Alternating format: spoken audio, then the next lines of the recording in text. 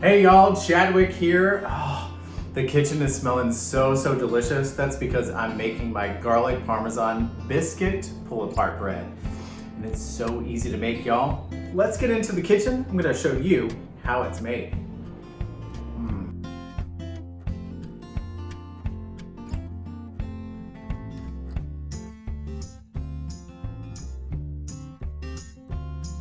So the first easy step is making our garlic herb mixture. I've got a half a stick of butter in this pot already melted. I'm gonna add a teaspoon of dried parsley, a teaspoon of dried chives.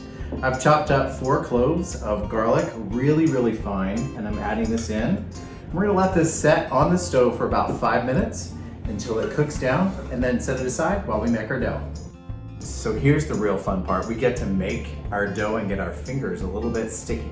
So I've got 2 cups of all-purpose flour in a wide, shallow bowl, and that's really important when you make biscuit dough. And really, when you think about it, biscuit dough is a quick bread, except you don't have to wait for it to proof and rise and all that stuff. It comes together in about 30 minutes. I'm adding a 1.25 tablespoons of baking powder, a teaspoon of baking soda, and a teaspoon of garlic salt. I'm gonna whisk this together really quickly. And then I've got freshly grated Parmesan. Now here's where you don't want to skimp, you want really good cheese. I got 1/3 cup I'm gonna whisk into. And there, our dry mix is done. Now for the butter, I'm gonna use a box grater, and this is a great technique if you want to soften your butter for cookie dough.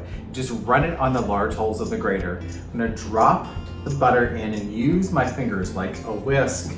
And then I grab some whole Greek yogurt that I have thinned out with a little bit of whole milk, make a well in the center, and work this into the dough until our dough comes together. Ooh, here's our buttery, flaky dough. I'm gonna roll this out to an 18 by 16 inch rectangle, and then we're gonna let the baking magic happen with all the wonderful layers of lamination. Y'all, this garlic herb mixture smells so good. I'm just gonna take a pastry brush it onto our dough, and cut it into 8 equal pieces. Pop it into the loaf pan.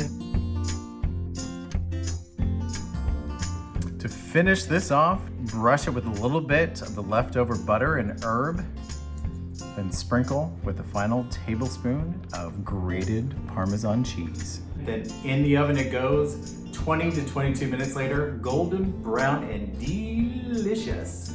For more recipes, tips, and cool kitchen tricks, go to chadwickboydlifestyle.com.